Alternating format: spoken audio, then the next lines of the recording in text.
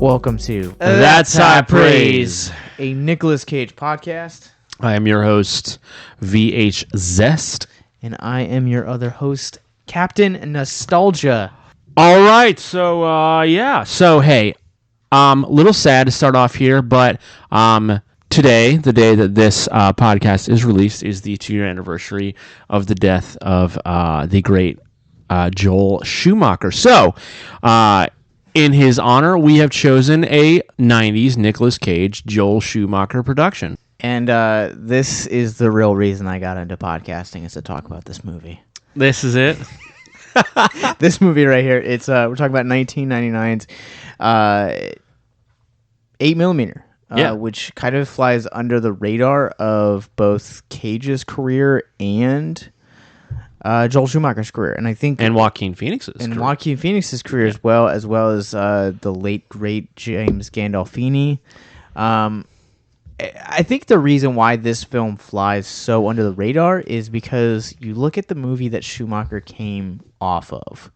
Do you know which movie he did right before this? Was it Batman? Batman and Robin. Yeah.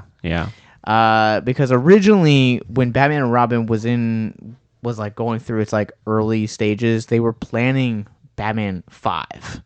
Wow. Which would have brought back Clooney. Rumored to also bring back Jack Nicholson's Joker, Danny DeVito's Penguin, wow. Michelle. Yeah, it would have been crazy. That's a lot. And could have also, depending on what you read, could have actually seen Nicolas Cage play Scarecrow. Ugh. Can we still have that? I still want that. Oh, I want that 100%. Yeah, that would be amazing. Either that or like Earth 2 or Earth 22 Superman, or like the older Superman. Like we've seen him play like live action for the other team, but now I need him for our team. For our team, yeah. Yeah, totally. Yeah, for sure. Yeah, it's interesting too, like, so thinking of, if you're the kind of person who thinks of movies based off their directors, and you look at all of, Del Toro's career, you can see Del Toro's fingerprints across all of his movies. Like, you can pick him out, right? If you're a Shyamalan guy, you can pick out a Shyamalan movie for the most part. Horror movies are horror directors also very much that way as well. But Schumacher, like, you would probably have to pay me to get me to believe that this movie was directed by the guy who directed Batman and Robin. This movie is wild. Yeah, it's so weird, like, looking at the grand scheme of, like, Joel Schumacher's, like, filmography, because we just covered Lost Boys over on Abyss Gazing. Sure. And this movie is, like, that movie is, like, completely just, it still blows my mind that Joel Schumacher directed that movie. And then you get into movies like this and like 2004's Phone Booth, where you have these like very tense films, and yet this is the same guy that gave us Bat Nipples. Yeah, yeah. And I don't want to say that like I'm saying that as a joke, because I think,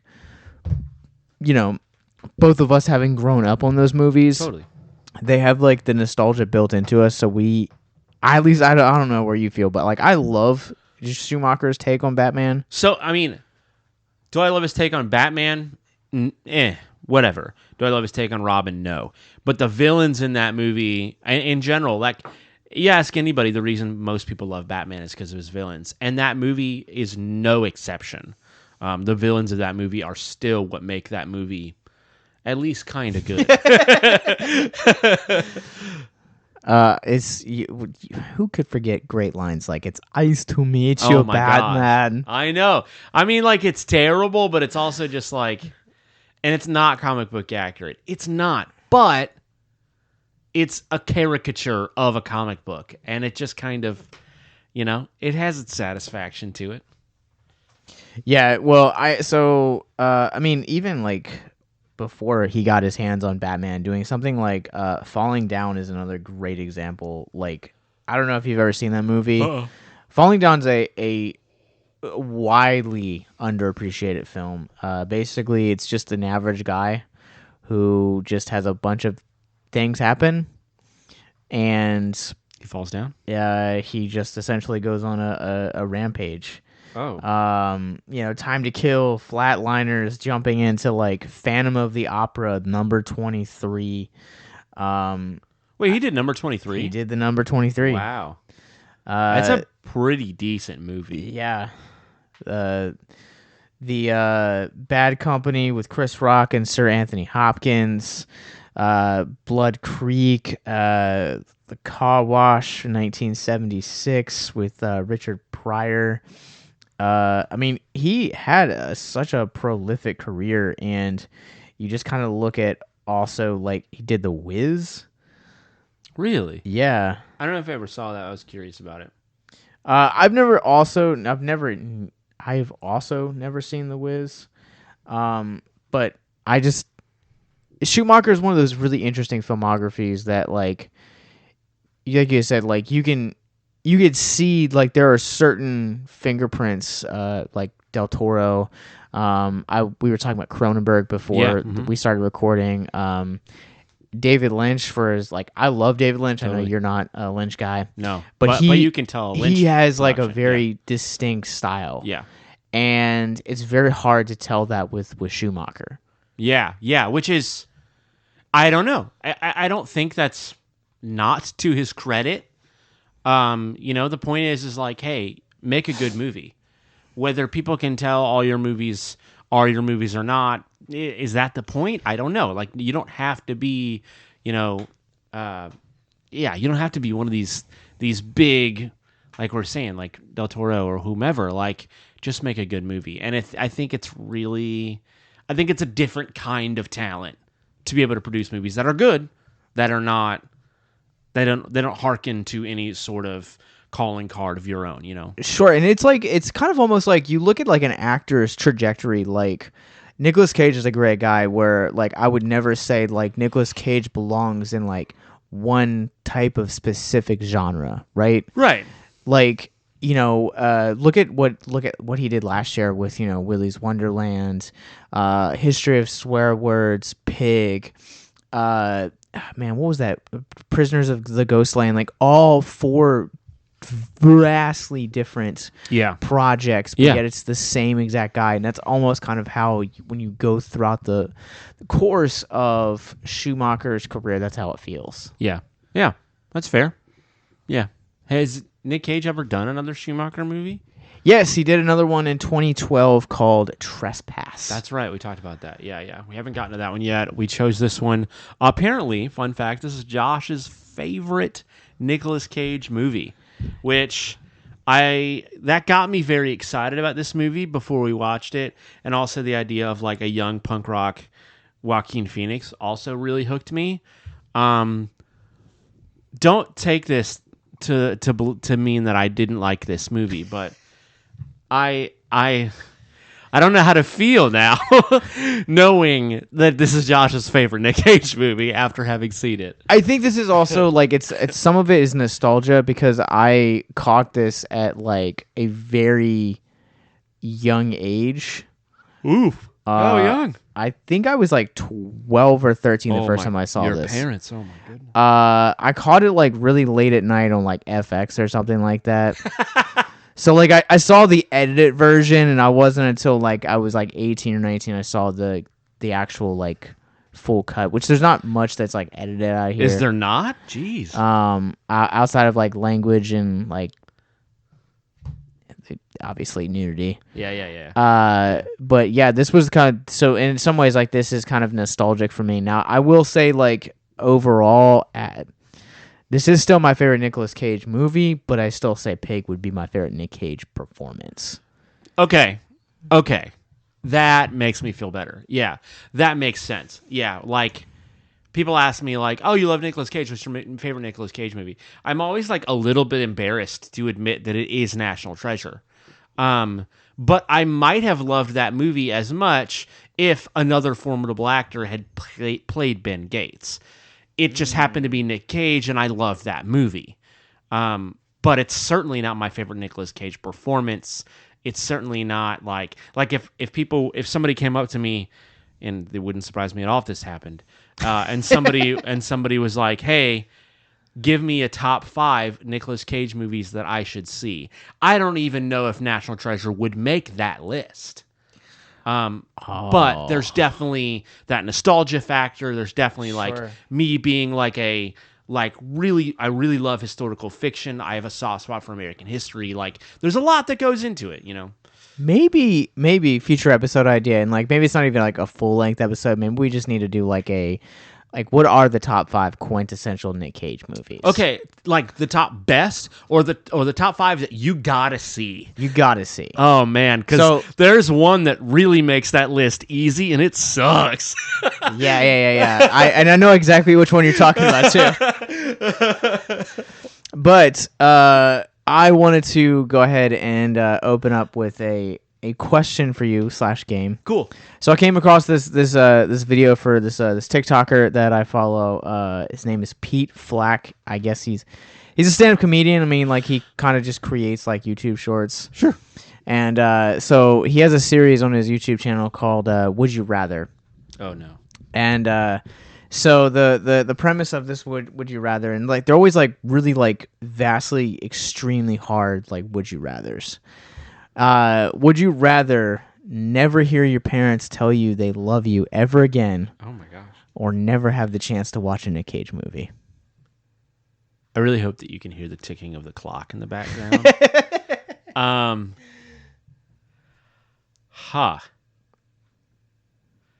It's almost as heavy as this movie. It's heavy. Yeah, this movie's definitely heavy. It's not pig heavy, but it's heavy. Wow, that's a good one. I don't know. I mean, could my mom like write it? You know, she usually texts me.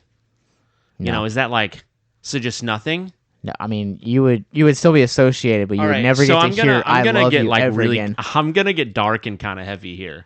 Like, I am down to one parent. Mm-hmm. My dad passed this past December, and I am still in my 20s. You know, so like I still consider myself pretty young. And I am, you know, to risk being a little morbid and sad here, like I'm going to have to pick, I want to be able to watch Nick Cage movies for the rest of my life, because I think my ability to do that may or may not, but it may outlast my ability to hear the one surviving parent tell me that she loves me. Is that fair? Yeah. I like that sucks. Like I hate to think of things that way, but like just, you know, logically speaking, if I pick that, you know, then maybe the latter half of my life or something, I don't get to watch Nick Cage movies either. Like that's a bummer, you know, like yeah, not to bring like mortality into this, but we talk about mental health, and I feel like that's not too out there. I really like sat with this for a few days, and I was like, wow, man, Josh. I was like, and you gave it to me in minutes. I was just like, man, like I honestly don't know, like if I could pick, like I love my parents to death, and like it's kind of one of those things that like I don't necessarily need to always hear it from them, because I know it's kind of one of those like unspoken truths. But on the other opposite hand, I mean, Nick Cage, man. Yeah. It just, you know, film's one of those things that's always going to be eternal. So, yeah. All right. Yeah. Well, which would you guys rather do? Let comment on this social media post on Facebook, Instagram, or Twitter. You're just going to ask everybody this? Yeah. Wow. And go follow Pete Flack. He did not sponsor this episode, but he's truly, truly funny man. I believe in giving credit. Did you really ask about Nicolas Cage? Was that the question? Yeah. Maybe he'd get on the podcast. I might reach out. Yeah, we can make it happen. Anyways, since do you want me to take the kind of synopsis on this one? I know that's kind of normally your territory. Yeah, no, I really do. Yeah, this is your favorite Nick Cage movie. You should. I think it's gonna be a while before I get to live this down. So basically, Nicolas Cage plays a private investigator, and he is hired by a recent woman who has become a widow in her husband's affairs. she has come across a snuff film, and she hires his services in the search to see if the film is legitimately authentic. Authentic. Thank you. And from this journey of authenticity, Nicolas Cage teams with Joaquin-Phoenix, a very young punk, blue-haired Joaquin-Phoenix, in order to, and the two go down a underbelly of the pornography trade and possibly human trafficking. Yeah, they never use that phrase, but like you can't have one without the other. So yeah, that is 8mm. I'm just gonna put a spoiler warning on this movie because and probably also a listener discretion. Yeah.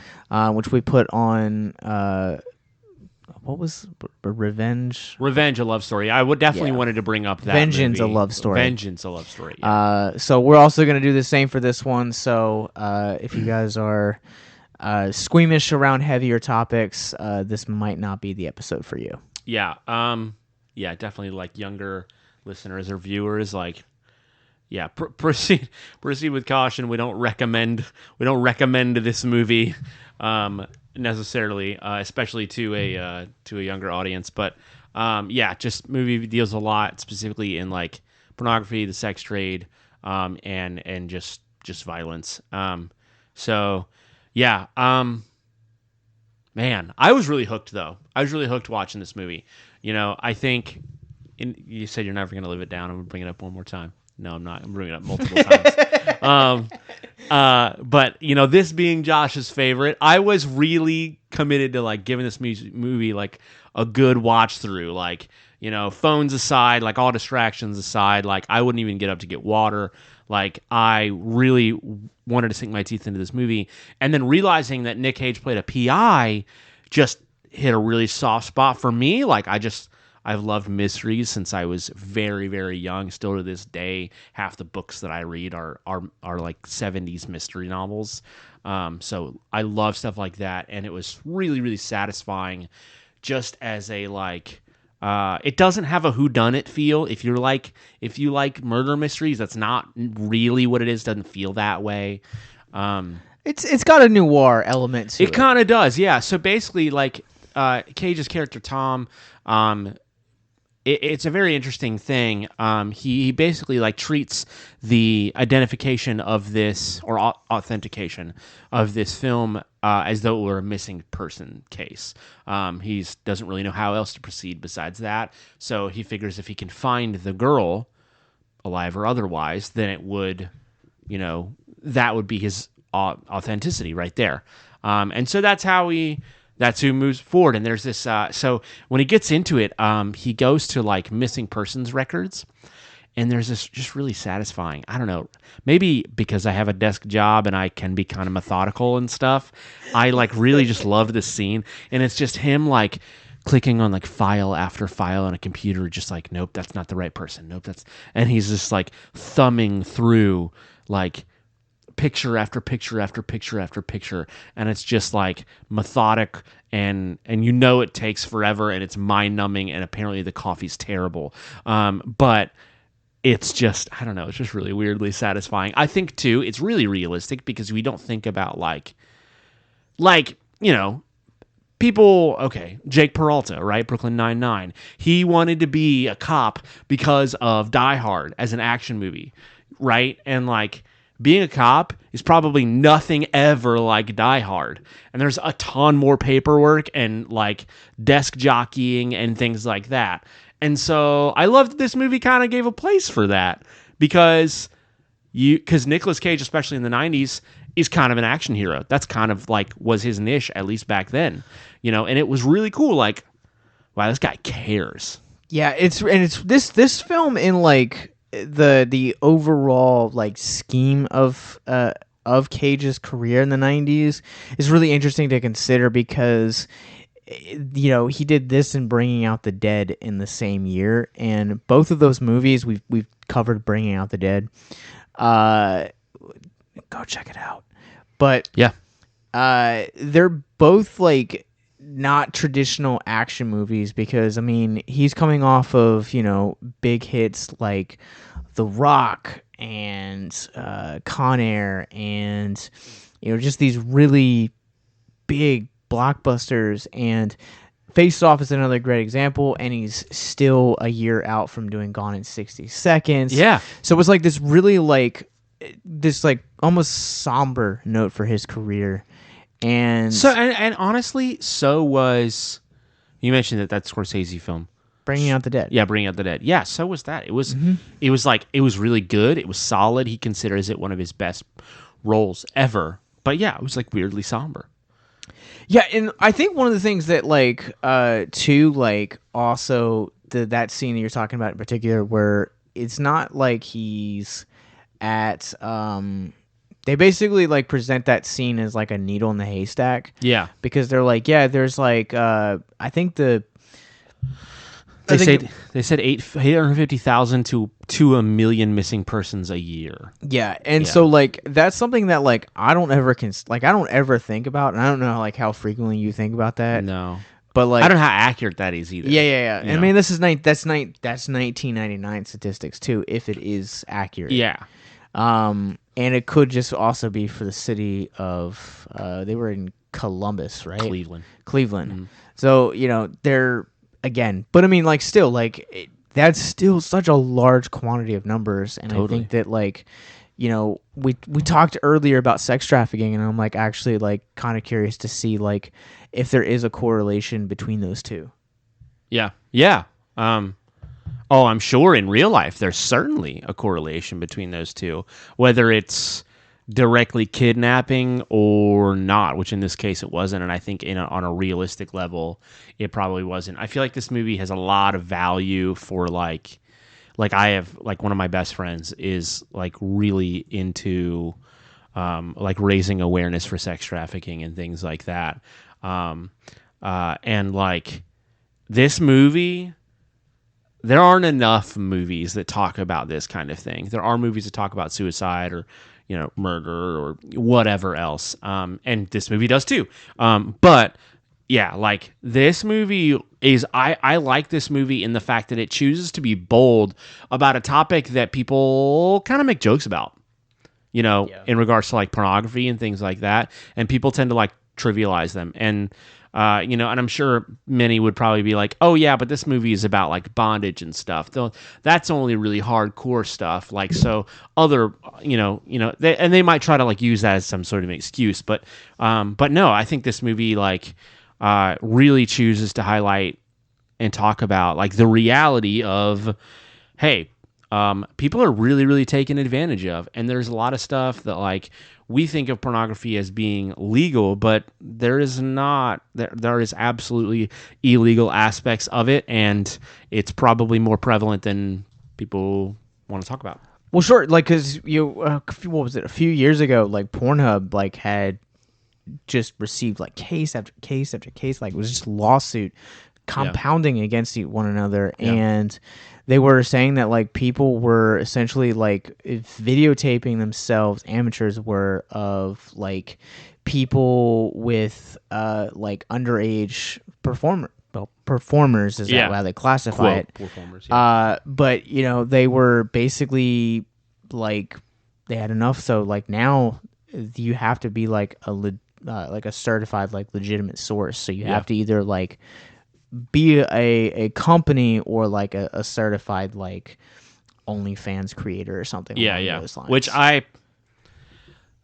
it's not a pill I'm genuinely willing to swallow, like I don't think they've weeded out everybody, and I don't think that they're ever gonna, I think there's plenty of people out there that like, no matter how quote legitimate they are or not, good chance that what they're doing is probably still not right.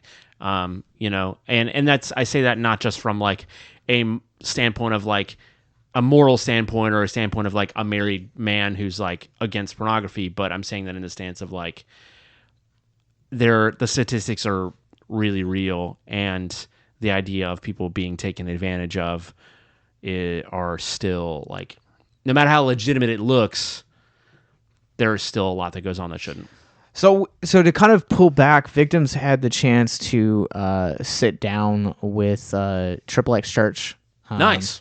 A few years ago, and we placed that interview right before our identity crisis episode, where we covered the DC. Yeah. And I don't know if you know this, but the current president of Triple X Church is actually a former porn star. Wow. And she kind of talks about how like she would have to like get high on certain things, and like people like kind of like coerced her into the business, right? But like yeah, also on top of that, and like just on that like the coercing angle of that, like you see that with James Gandolfini, where Nicolas-Cage like takes them to the spot where Mary Ann died, and he's like, Nicolas-Cage has got a gun to Gandolfini, and he's like, tell me how she died. Like give me everything. Like, yeah, fascinating thing about Cage's character. He always wants to know why. Yeah. I thought that was interesting. And I do want to touch on that, but like Gandolfini like says something that is like just mind effed me. Sure. Where he goes, I told her, you know, what she wanted to hear. I told her she was pretty, she was gonna be a big star. You know, all of the things that you hear correlating to kind of like how people get into like human trafficking or the sex trafficking ring. And Brittany Del Mora, who is the president of Triple X Church, she talks about like when she was a porn star, like that's kind of like how she essentially got into the industry. And I believe, if I remember correctly, Jenna Jameson also tells a very similar story as well. Wow, really? Yeah. Hers was, I believe, and I could be wrong about this because it's been years since I've read her story, but she essentially talked about how she was like she wanted to be a stripper, and then like she essentially got offered to be a stripper, and that's kind of where that was kind of like her in with the porn industry. Yeah. So, but yeah, I think so many of this like kind of goes unnoticed a lot too. Yeah, or at least unnoticed, untalked about, or you know, and kind of my point is like excused under the guise of legitimacy when it's not. It's not legitimate. Yeah, there is so at any given time there is, according to the website safehorizon.org, there is, as of 2012, there is 20.9 million people are trafficked worldwide. This looks like that's like the most recent one that we've actually I can actually see here. Jeez. So I can only imagine how much greater it has been. If you or someone you know is listening to this podcast right now and you're struggling with suicide, addiction, self-harm, or depression, we encourage you guys to please reach out. This is the heartbeat of why we do what we do. Suicide is currently the 10th leading cause of death in the United States, and as of this recording, there are 132 suicides that take place each and every day on American soil. And when you scale back internationally, there are 800,000 successful suicides. That is one death roughly every 40 seconds. So if you or someone you know is struggling, you guys can go to victimsandvillains.net/hope. That resource is going to be right in the description wherever you guys are currently listening or streaming this. There you'll find resources that include the National Suicide Lifeline, which is 1-800-273-8255. You can also text HELP to 741-741. We also have a plethora of other resources, including churches, getting connected with counselors, LGBT resources like the Trevor Project, and also veteran hotline as well. Please, if you hear nothing else in this show, understand that you listening to this right now, have value and worth. We get it. Suicide, depression, mental health, these are hard topics, and the stigma around them doesn't make it any easier. But please consider the resources right in the descriptions below wherever you guys are listening, because once again, you have value and you have worth. So please Stay with us. I mean, I hope it's not greater, but yeah. Yeah. Which I think is also interesting too. Is like you talked about like the guys, and I think there's a lot of ignorance surrounding porn. Yeah, there really is. Again, like something like this movie goes hard, like, and it's really bold in ways that many would probably say it shouldn't be or doesn't need to be, Sure. but like it is in a way very admirable, like that they chose to like really tackle these topics. Yeah, and I think it's also fascinating when Cage and Joaquin's characters meet for the first time. Yeah, And he's kind of like offering him this job, right? To Cages, help him find out. And he's like, well, you can basically get just about anything. And like, I mean, if you look online, like, and just about, you can literally find anything within under a minute and a half, 2 minutes. Yeah. And but Cage is like, I want to see snuff. Yeah. And it's interesting, like the taboo that snuff has within the adult industry, where here you have a billion-dollar empire that, again, I think for us, we look at it in terms of morality from a biblical standpoint. Sure. And also being married. Sure. But also at the same time, like, science has kind of also done studies where like pornography messes with your brain. And Dude, like, there's a line in this movie, and I think the whole movie comes down to this line. Like, I couldn't stop thinking about it even up to the very end. And it's not a bad end, but Joaquin-Phoenix's character says something, I'm probably paraphrasing a little bit, but he's like, when you dance with the devil, he doesn't change for you. He changes you. Yeah. And like, yeah, you're about to bring up probably about to bring up the mental health aspects of it. Like there are so many people who, yeah, like the reason that pornography becomes an addiction is because it becomes a reliance. yeah. And like that's, yeah.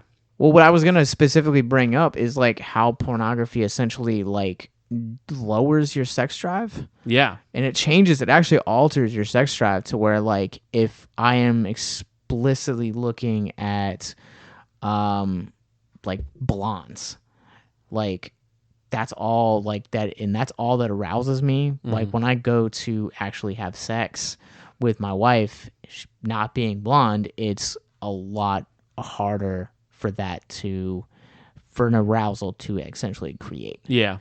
And science has really kind of discovered it, where it's like, it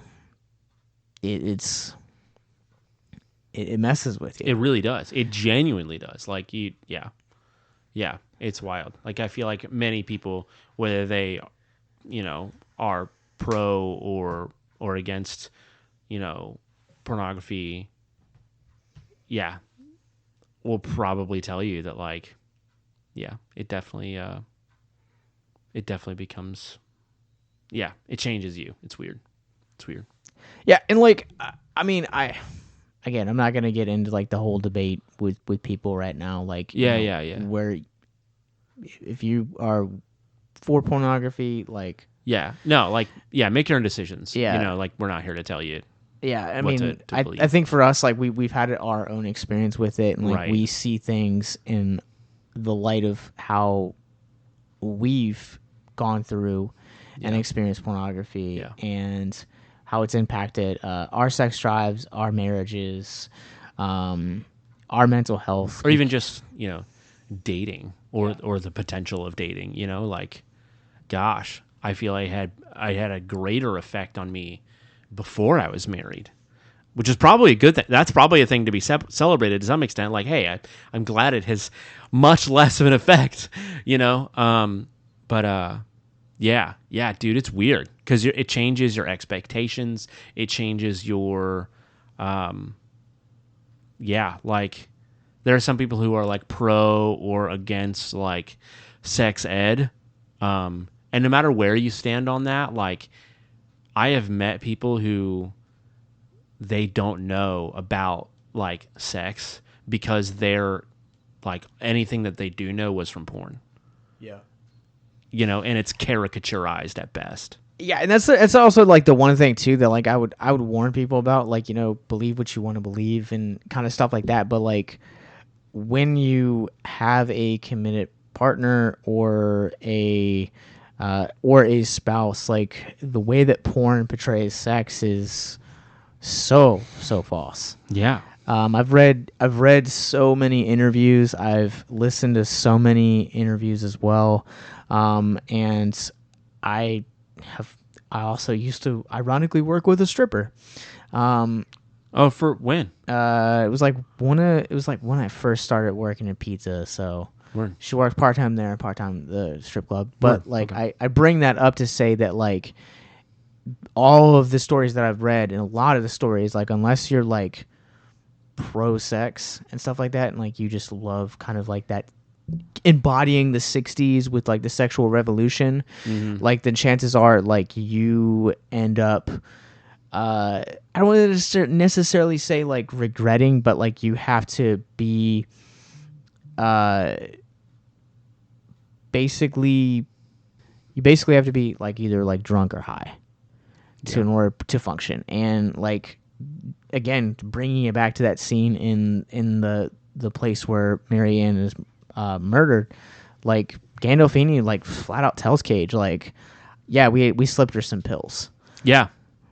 Yeah.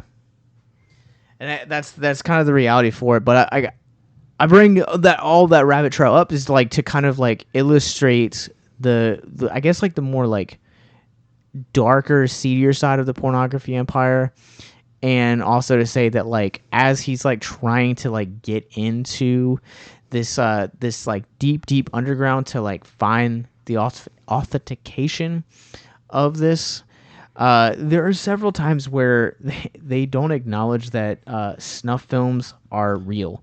They're essentially urban legends. Yeah. To a point where like Cage is at this like there's a scene where Max takes Max is Joaquin-Phoenix's character. Max takes Thomas, Cage's character, to this like underground like flea market that has child pornography and like extreme rape films. Like, just to kind of like paint the picture of like that's a couple of the things. The nature of this. And he walks up to a guy and is like, "Do you guys have any snuff films?" And the guy basically looks at Cage and just says, "There's no such thing," which I thought was so fascinating. Yeah, it's why there's a scene earlier than that, like a few minutes earlier, where they go and whomever is there like doesn't speak English. I think they're Spanish speakers, and so like Cage's like character says to Max, Phoenix's character, he's like, ask him, and he asks in Spanish about snuff, and before he asks this question, he's like showing Cage around and being like, yeah, I mean anything, any pervert could want, like there's bestiality, there's X, Y, and Z, like all this other stuff, and he asks the guy in Spanish about snuff, and the guy like punches him, like reacts very violently and throws them out, and it's really like, it's very interesting because it's like they're kind of trying to display it as like, hey, even in the illegal underground world of porn, there's still a taboo. Yeah, like it's very interesting. And they show like they pay like a ton of money to this one guy for like alleged snuff tapes, and in both tapes it was the same girl, quote unquote, dying, and so it was like very clearly fake.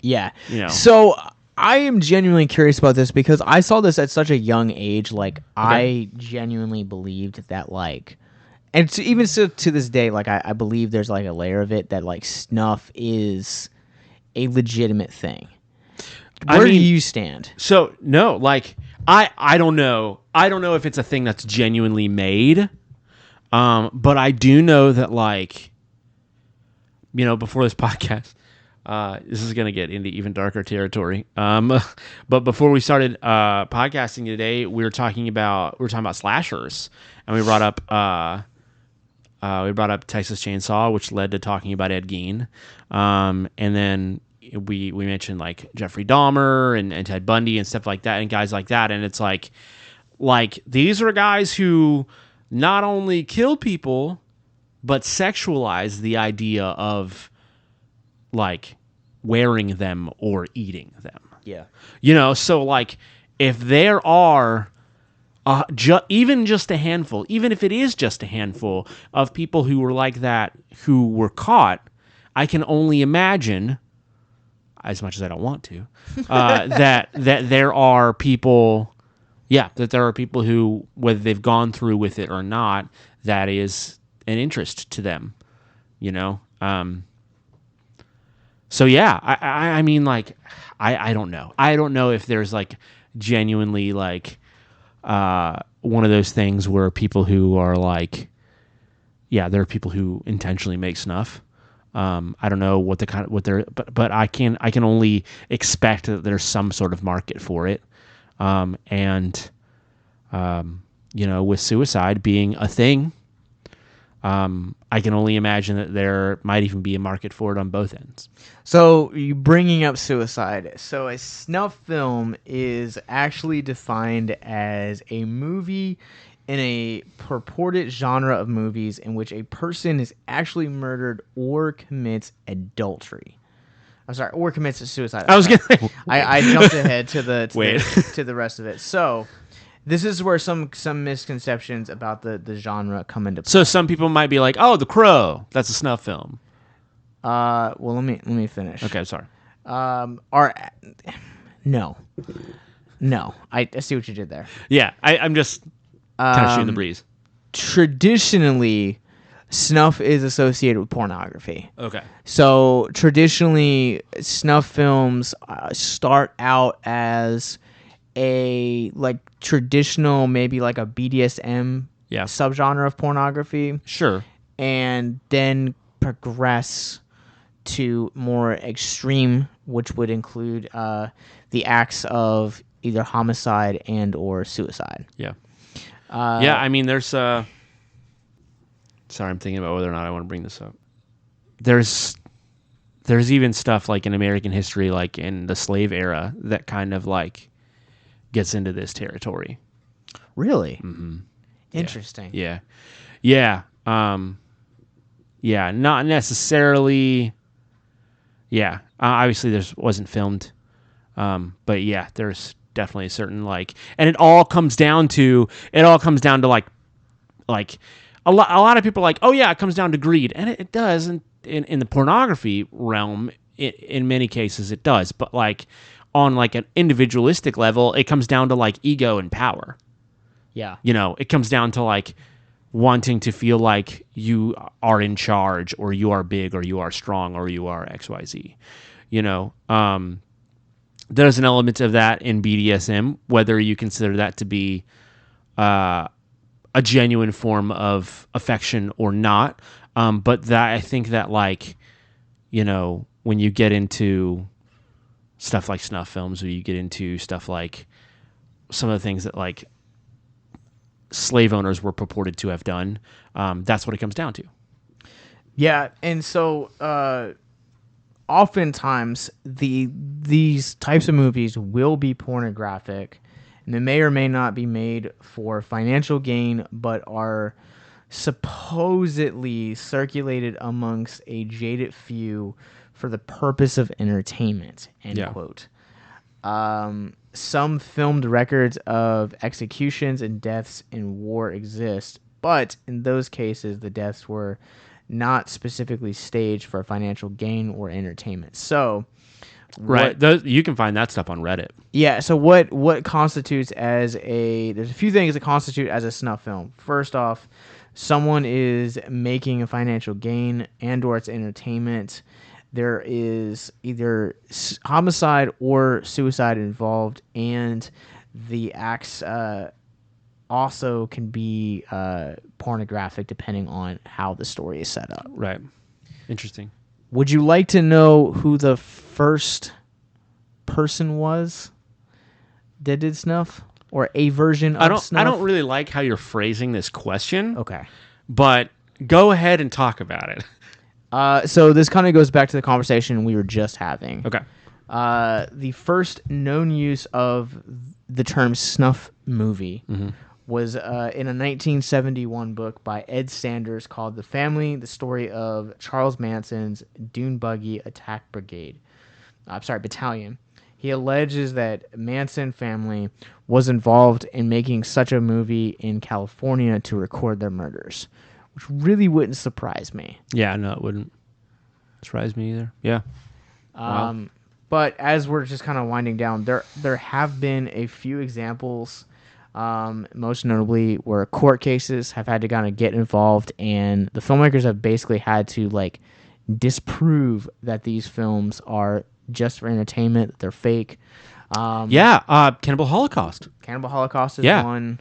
The Guinea Pig films, which I've never heard of, Down in It, and then the August Underground trilogy are like the big kind of makers of it. But here's the thing about snuff films is that they're almost genuinely impossible to disprove. You can't exactly prove them all the time, but you also can't disprove them. Wild. I mean, I guess unless you like had the actors and actresses that were there that were supposedly killed, like you brought them into the courtroom alive. Yeah. So let's lighten things up real quick. Let's please. do a trivia question. The actress who played Mary Ann Matthews was originally a stripper hired to act as a stand-in. Joel Schumacher gave her the part of a victim on the 8mm fet as she had a suitably, quote, haunted look about her, end quote. That's messed up. There's not a whole lot of joy that comes from this movie. That's messed up. Oh. This movie, yeah, okay, so I feel like we're talking about a lot of the dark parts of this movie. Yeah. This movie is a really compelling film. Yeah. It really is a very compelling film. Like, it gets dark and it gets wild, and it is a heavy movie, even for Nicolas Cage.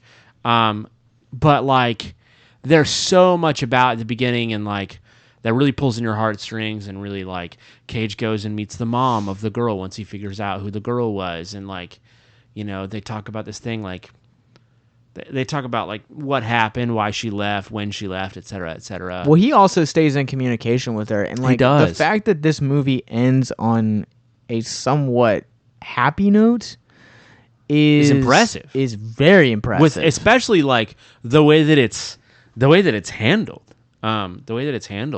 But, yeah, like, I feel like all too often we kind of just tell people the plot of a movie.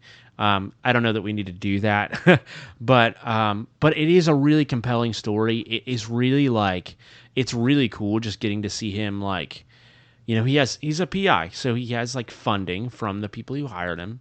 And so it's really fascinating to see him, like, he's got these gadgets for, like, enhancing photos, and then eventually he needs more help with enhancing a photo. And, you know, he wiretaps a guy's phone and, like, tricks him. And, oh my gosh, it's so, like, if you like spy movies or like mysteries, like, it is so satisfying. Let's do another trivia fact real quick, specifically about the wiretap scene. Okay. It is a blink and you miss it moment, but on Eddie Poole's desk, Eddie Poole is played by James Gandolfini, in a black string with laces. There's actually a cameo from Nicolas Cage's Oscar win for Leaving Las Vegas from '95. Why? What? That's so wild. That's so weird. That's so funny. Yeah. But you get him to see, like, and he's got these binoculars, and he's got this room across from the guy's, you know, building, and, like, he tricks the guy into, like, calling the person who helped him, you know, who was there when the killing was done, and, like, man, like, it's just so fascinating. It's so fascinating. And Joaquin-Phoenix's character is so cool, and, like, you begin to, like, kind of feel for this guy too, because he's like, I don't watch this stuff. I don't, you know, like this stuff, but I know about it, and it's my day job, and that's that. I just want to play music. And, like, it's really, I don't know, it's really cool. I think there's a part of you that related to Max in that level. Totally. Yeah. honestly, because sometimes you just got to work a day job you don't care about because you just want to play music. Yeah, totally. Yeah, I think it's interesting too. Like I liked the relationship that like Cage had with Mrs. Christensen, who's basically the widow that hires him. Yeah. And their relationship is kind of like oddly wholesome too, because like she essentially wants to like, she hires him basically not to understand like why her husband has this snuff movie, but to assure that the girl in the movie that quote dies is legitimately alive, or that she's okay. Yeah, she wants to believe that her husband, she loved her husband very much. She says that. And she wants to believe that her husband wasn't involved in this or didn't do this or, that kind of thing. And maybe that was why Nick Cage's character is asking why so much. But everybody he meets, why did you do this? How? Like, and just wants to understand. His character's so great. And he's so like, he is anything but jaded. And it's so awesome. I think it's easy to watch a movie like this and be like, oh man, it's a movie, so I don't need to worry about all these people in leather and masks and, and all this violence and stuff like that. I guess unless you're into it.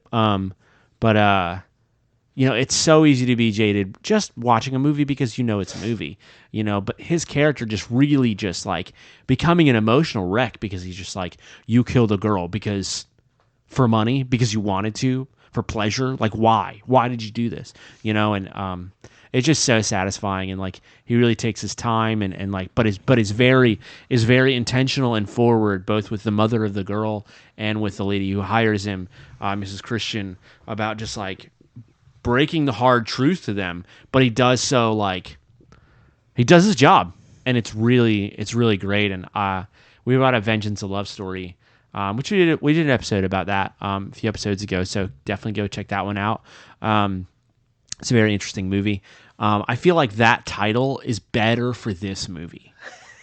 It really is, and because it does become like Nick Cage toward the very, very end, like goes on a little vengeance like killing spree, and it's like private eyes are not supposed to do this, but it's so like it's satisfying from a narrative perspective. Which I want to bring up that scene real quick because like there's a scene where he kidnaps Eddie.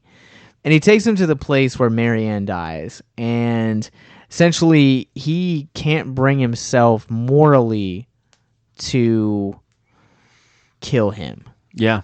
And the other guy that was responsible for this girl's death. And so he calls the mother like super late at night, tells her what happened, tells her that he's got Eddie, and that he will only kill them if she gives him permission. I don't know if I read too much into this, but that has like definitely some like dom sub. It does. It does. I found that to be really interesting. I was just like, is this Tom as a... I think probably the best way you could look at it is like, this is Tom as a like trying to honor his client.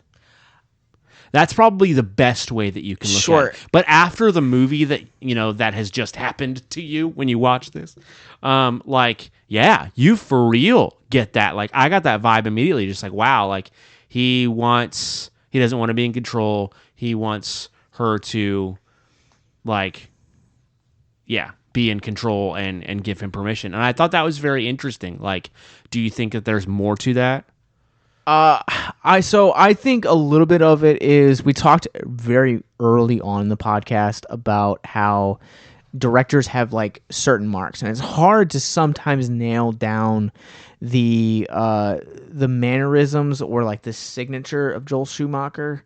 But to me, that particular scene I feel like is the closest we get to like a signature of Schumacher. Interesting. Because Schumacher's films, there's a level of I don't want to say actress. There's like a level of, I'm trying to think of the word. Dang. What's the word mean? It's not campy. It's not flamboyant, but it's. I want to say egocentric, but I know that's not the right word. Egotistical? No. All right.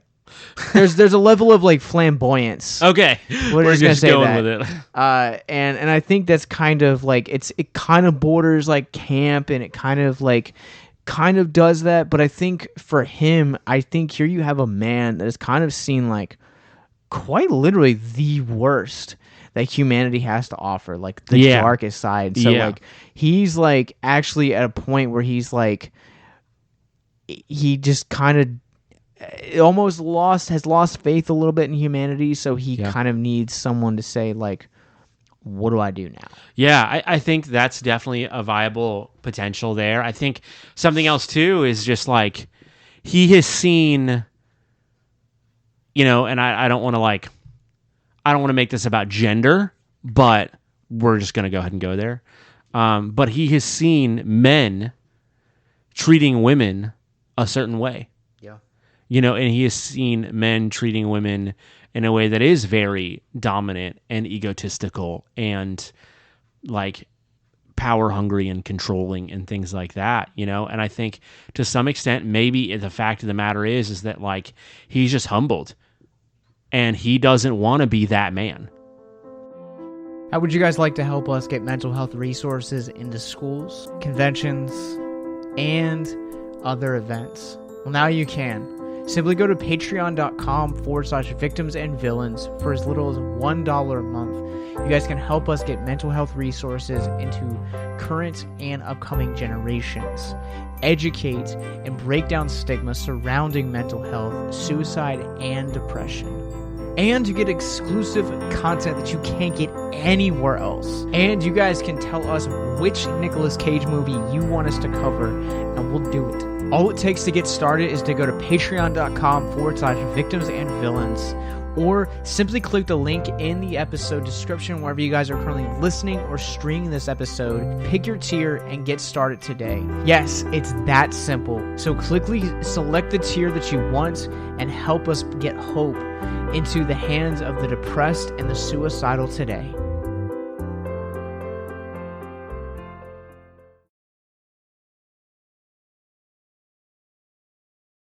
Do you think that scene in particular gives with the conversation between mom and Thomas, like does that give her the control of that sequence?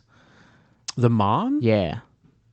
Oh, I don't know. I mean, because Thomas is essentially the one that's like carrying out the deed, but like you said, right. even to like go back into like the whole porn thing, like I came across an interview randomly recently that Billie Eilish, of all people, talked about like porn, and she talked about like how like she would watch. She was a porn addict. Yeah, that's right. She would watch it, and like she's like now like disgusted by it. Like she hates that she spent like so many times. And so she said that like the first couple times that she had sex, like it was like a culture shock to her, because like porn kind of portrayed this like image of, women essentially being like objects. Yeah. And I think that you even hearing Eddie Poole kind of talk about how like they took advantage of this girl and like manipulated her. Yeah. And he was just like, she's just some girl, like nobody cares about her. Yeah.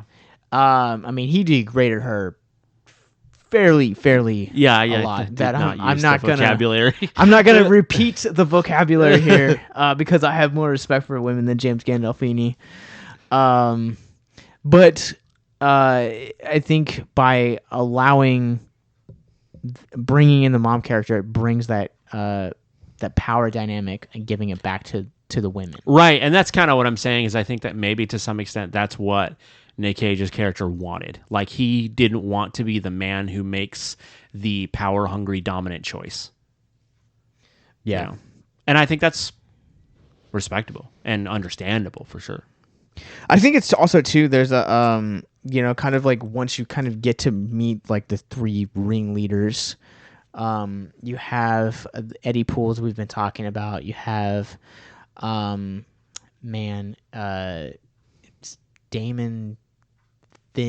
Velvet, Dino Velvet, That's right. who is he's kind of like he's like the distributor of these like snuff movies. Yeah, I think he's basically just like a producer.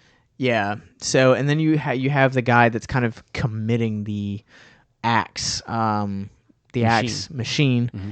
and then you That's also his name. have the Longford or Oh, the lawyer. the lawyer, Yeah. the family lawyer who essentially kind of gets everything in here, and he says a line. So the lawyer and Cage have to go out to Cage's car to get the only copy of this movie. Yeah, so basically what happens toward like the third act, or in the third act, is like Cage and his little sidekick basically get caught and found out that like he's the one that like has the tape.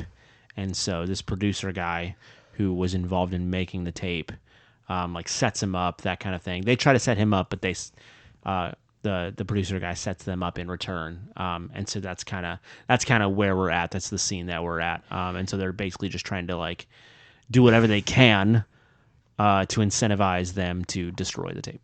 And so he says a line to Cage's character that says, he basically monologues and says, it was never supposed to reach this point. Like, you're supposed to search for a couple of days and give up.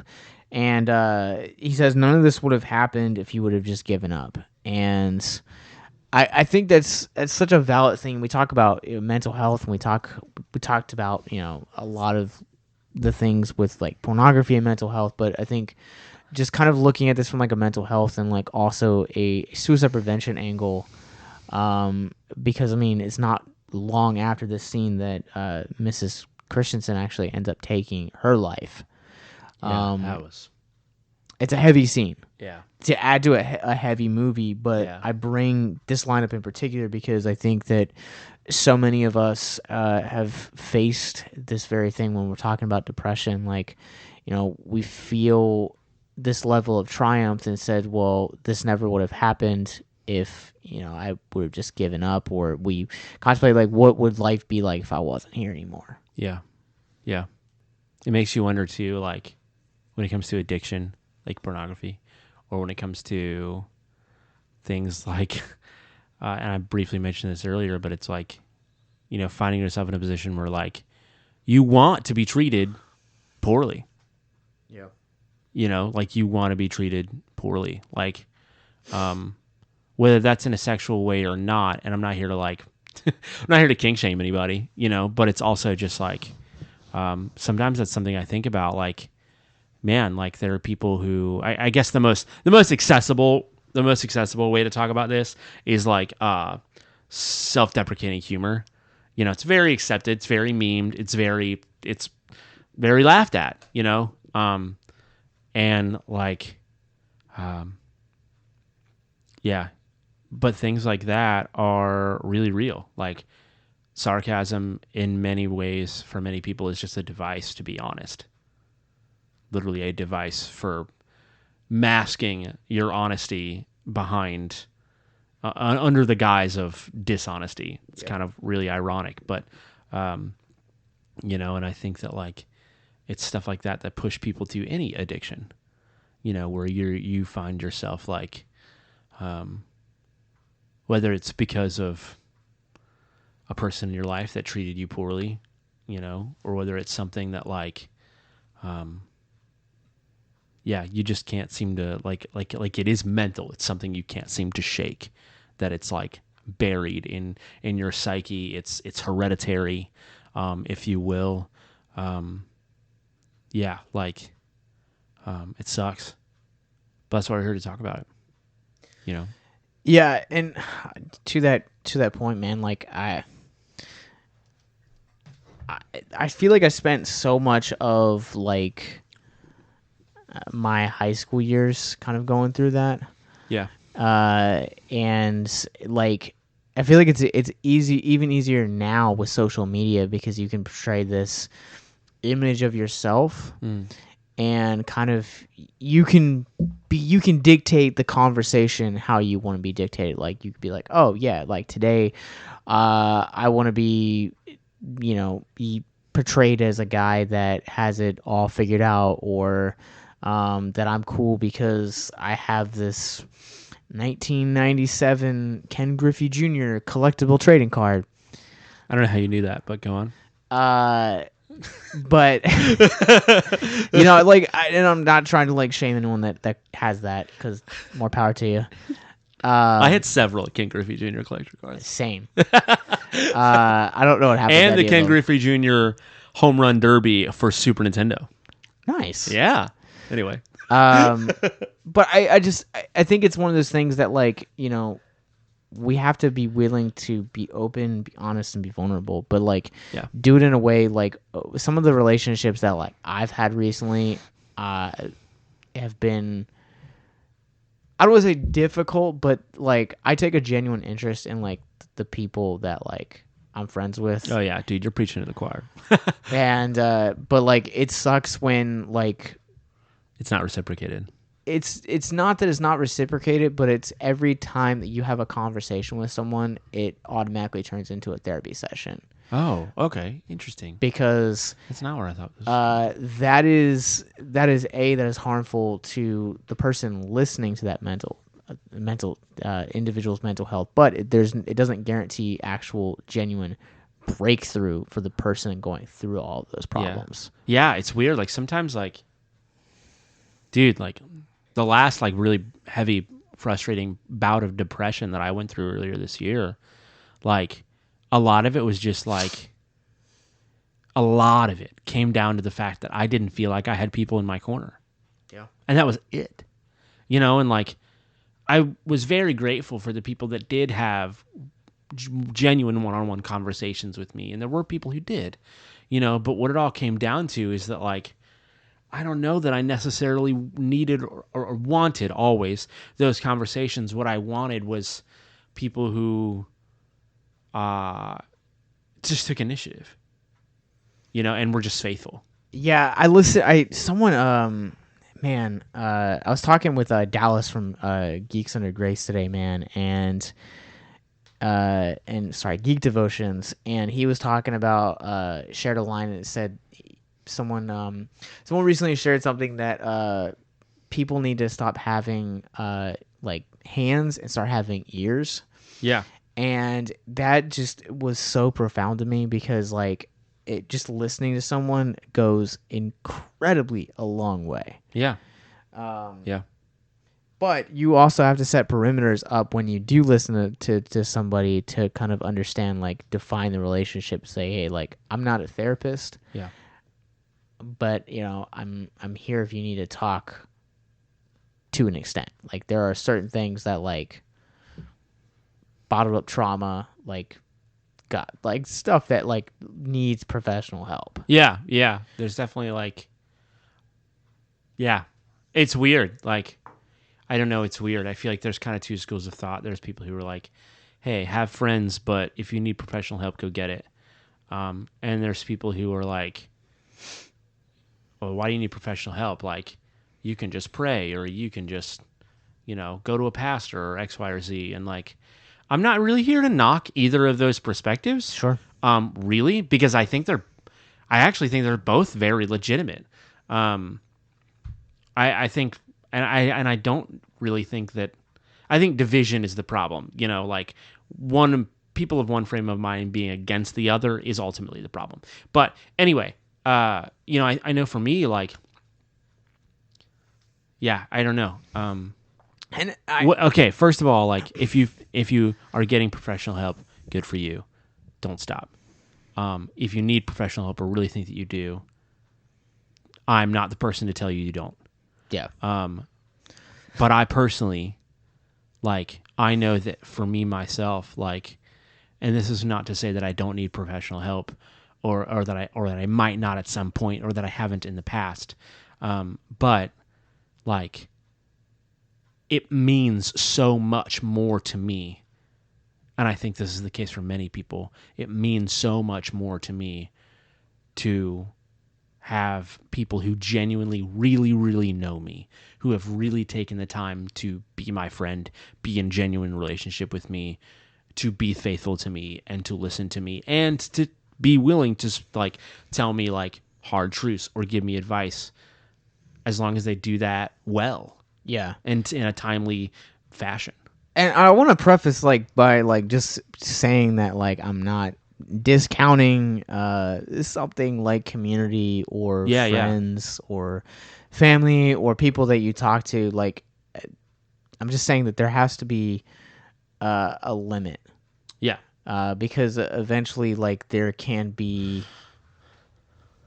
there I don't want to say there can be backlash, but like that could kind of burn one party out. Yeah. Not only that, but, and this is where I think the value of professional help really lies, is that like sometimes you need an outside perspective. Absolutely. You gotta have it. You've got to have it. And like, I know I struggle with feeling that way. I struggle feeling sometimes like, why should I get an outside perspective? It would be better for me to have like people who like really know me and care. And that's not an ingenuine way that I feel. I do genuinely like want people who know me and care about me to invest in me, to listen, to, you know, advise, you know, when, you know, the time is right. But yeah, like, that's a big deal, you know, like, I love music, you know, and so in the process of recording an album or even just a single, like you might have one person who produces it. They recorded a song and they do a great job, you know, but that means if they've recorded your song, they've probably sat with it for hours and hours and hours. But you take it to somebody who's going to mix it or master it. That's a fresh set of ears. You know, and just because like they don't quote unquote know the song as intimately as you do who wrote it or the producer does who recorded it, doesn't mean that like they're not, in fact, because of that outsider point of view, even more so equipped to give it what it needs. Yeah.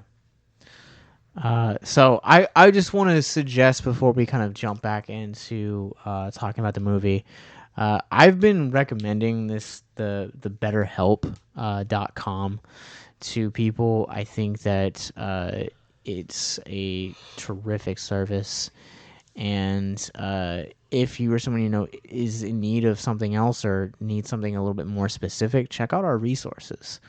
Like Micah said, this is the reason why we create this content, is because it's extremely hard to talk about, and we want to be the people that are being open about it. Like we've shared multiple times throughout this episode about our own struggles with depression, addiction, grief. Yeah. And, you know, you're not alone. Yeah. Yeah. We are not alone. All right. Well, before I jump into trivia, Yeah. How do you think Nick Cage did in this movie? Because this is a Nicolas Cage podcast. This is a Nicolas Cage podcast.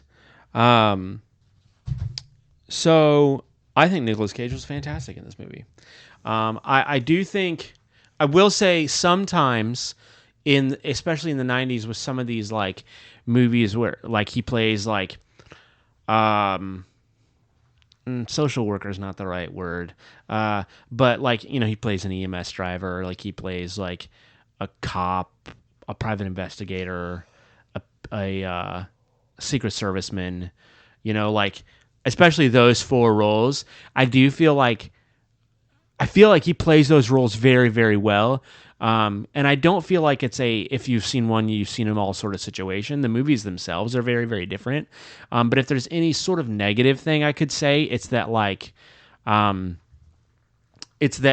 sometimes it does feel like a copy and paste of other characters. But I also love those characters very much. I think that Nick Cage does a really good job at playing the like non-jaded, very heartfelt, very caring, willing to be emotional social servant.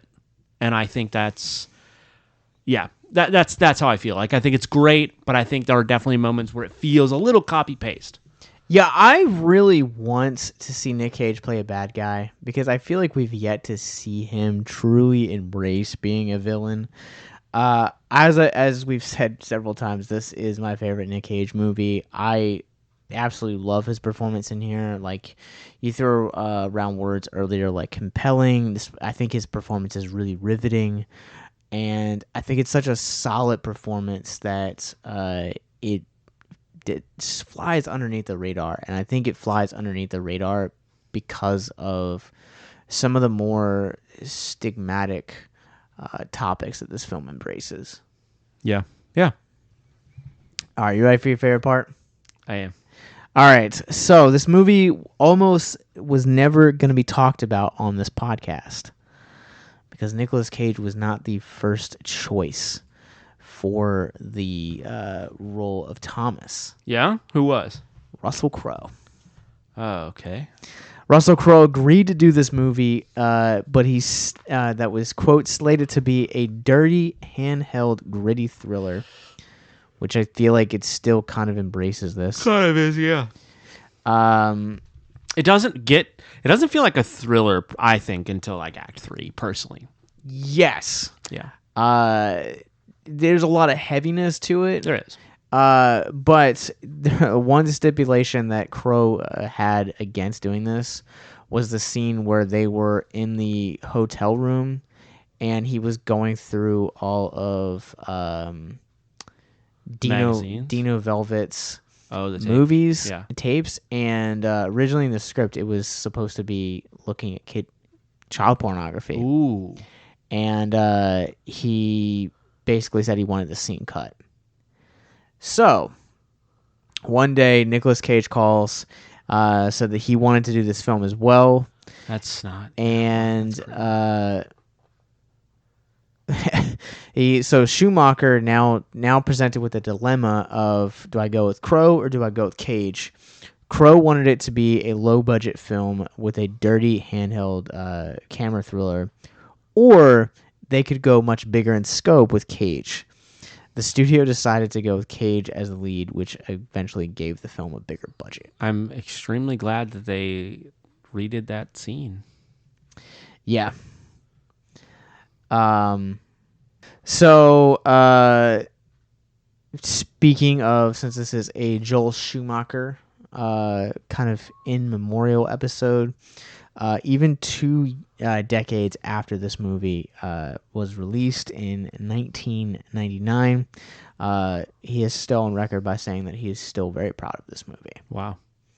Which I think that he it has every right for to be. Sure. No, it's a great movie.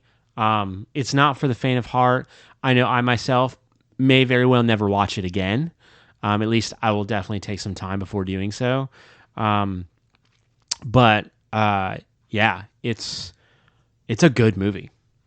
Yeah, I agree. The studio did not originally like this movie, fearing the content was too dark and the film would flop at the box office. And despite having good reviews, making its money back, Amy Pascal took a lot of heat for greenlighting it at the time, despite its current cult status. And Joaquin-Phoenix was never originally cast for Max California. Would you like to know who they offered the role to and turned it down? I do want to know that, yes. Marky Mark. What? That would have been interesting. Punk rock Marky Mark. Yeah. So, you talked earlier about the copy and paste element of this. The plot of this movie is extremely similar to 1979's Hardcore, in which a man played by George C. Scott hires a private detective to track down his daughter after she runs away and he sees her in an 8mm porno film. The plot is also very similar to the book The Cutting Room by Louise Welsh, in which a estate auctioneer finds disturbing photos among a client's porno collection and endeavors to find the girl in the pictures was actually killed. Jeez. That's hardcore. The Enema porno film seen at the porn swap meets is a genuine S&M film that was heavily edited for the inclusion of the main movie. Jeez. Are you aware of what an NC-17 movie is? Yes. Okay. So this movie, it should come as no surprise, was originally rated NC-17. Which, if you guys don't, listeners, if you don't know, NC-17 basically is a more strict version of R. It means no children under 17 can watch the film. And if your film gets banded with it, it is basically the kiss of death. Yep. That's what's referred to as. The most successful and probably most infamous NC-17 movie would be Showgirls. Showgirls is NC-17? Yeah. Wow. 1995, George Verhoeven basically stuck to his guns and said that he was going to release it as that. It took 5 edits to get it down to the R rating. Schumacher learned that he could not go forward with 4 consecutive scenes of stimulated or graphic images, and after several edits, the movie satisfied the MPAA after making the drastic cuts. Whoever the MPAA are. Motion Picture Association of America. Yeah, but isn't there like a lot of like weird debate surrounding them? Yes. Yeah. All right, I got a couple more for you. Okay. Sony, at the time of accepting this project, actually couldn't find a suitable director for the film until Schumacher stepped in and agreed to take the film. Cool. Speaking of coming back to original people taking the lead of Thomas, there is another gentleman who almost took the role. Would you like to guess who it was? In 99? Mm-hmm. Tarantino. Actor. Turning to actor for I thought you were Cage. told... I thought you were talking about Cage. Oh, Cage. I thought we already went over that. I don't know. There's another. So Bruce Willis was also offered the role. Yo, that would have been fine. The role of Dino Velvet was considered for Eric Roberts, Tommy Lee Jones, Charles Dance, James Woods, Willem Dafoe, and Rutger Hauer. I think it would have been kind of cool to see Willem Dafoe or James Woods take that role. Yeah, Willem Dafoe, I agree, yeah. The film's original title was Sexy World. That's terrible. Yeah. More actors that were originally considered for the Nicolas Cage role included Val Kilmer, Charlie Sheen, John Travolta, Mel Gibson, and Nick Nolte. All of which would have... That would have been interesting. I love Val Kilmer. I love 90s Val Kilmer. So that would have been interesting. Travolta would have been a no-brainer because, can't tell him and Nick Cage apart. Yeah, I don't know. Huh. I guess Mel Gibson would work. I feel like Mel Gibson's like weirdly emotional sometimes. Yeah. 2 other directors that were considered prior to this included Paul Verhoeven. This would have been his follow-up to Showgirls, and William Friedkin, the gentleman behind The Exorcist. Wow. Which would have been weird, to say the least. I wonder if it would have been a horror movie. I would have been down for that if it was. That'd be interesting. It would probably... I don't know. I feel like it'd end up feeling more like Strangeland. Dino Velvet's offices in New York City are located in the meatpacking district in Chelsea, which is the first and only time we see it in the film. I did notice the meatpacking, yes. That's all the trivia I have for you. Cool. So it begs the question now, and I think we've talked about it a lot. Is 8mm worthy of high praise? I think it's worthy of high praise. You already know my answer. Yeah, this is your favorite movie ever made, and this is definitely, in your book, worthy of at least high praise. At minimum, high praise. Minimum high praise. Yeah, I absolutely adore this, and I'm coming to come to the grips that a lot of my favorite films are heavy films. I don't know why that is. I don't know why that is either. I am not that way. My favorite movie is Sky High. I mean, Mean Girls is up there. Make fun of me if you wish. Mean Girls is up there, but yeah, I don't know. I think this movie is it sheds light on really important topics. It demonstrates not only the mental health aspect of pornography, but also at the same time that pornography is not just doesn't just affect one person, but those around you. And I think it's a solid performances all around the board. And yeah, and it definitely makes you think oh shoot, porn being legal has its limits. Yeah. As Max says in the movie. So yeah.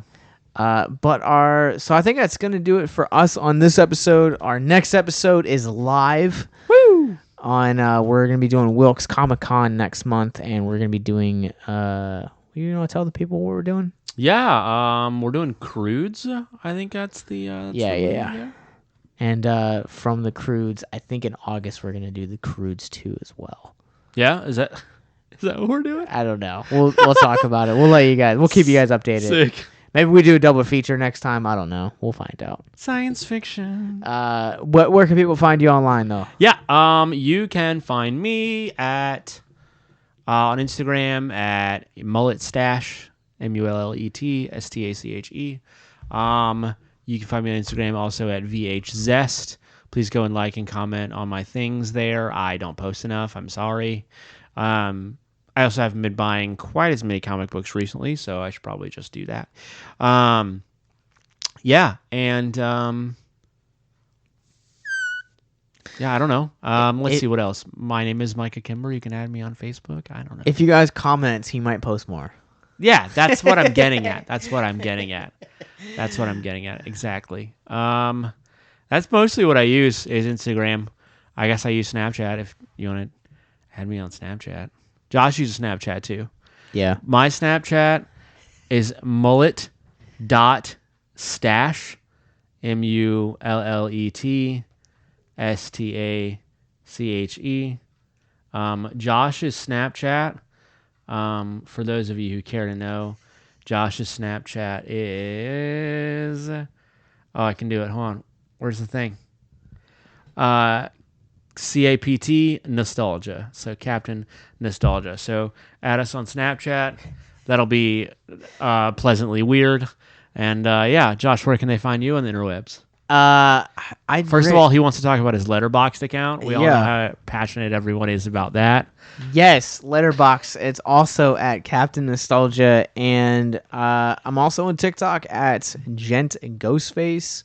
Is that DJENT or GENT? GENT. Oh, okay. But you guys can follow our parent company, Victims and Villains, at our official website, victimsandvillains.net, where you guys can find links to our Facebook, Instagram, Twitter, Twitch, Patreon, YouTube, and wherever you guys get your podcasts from, movie reviews, and where you guys can also submit your nightmares for our 2023 Horrific Hope Film Festival. We are accepting short screenplays and features as well, all of which, and most importantly, also our mental health resource library, all of which you guys can find links for in the show notes below. But when we see you guys next time, we'll see you in person. Yeah, you'll see me in person. Yeah, so one thing too, we've been talking a lot more about doing conventions. So if you have a convention, please let us know. Preferably not like in California, but who knows. Don't hold back. And yeah, so if you've got a convention, you know about a convention, if you have a foot in the door at a convention, if you work at a convention, whatever, please let us know about that. We'd love to come out, especially if conventions make some sort of allowance for nonprofits. That's always very, very helpful to us because, of course, it costs money to travel and things. So that's thing one. Thing two is our Patreon. We are somewhat at our wits' end with our Patreon, and we'd like to expand that a little bit. We've got a couple of tiers on there, and let us know what you might want to see from us. We've been talking about T-shirts. We have stickers.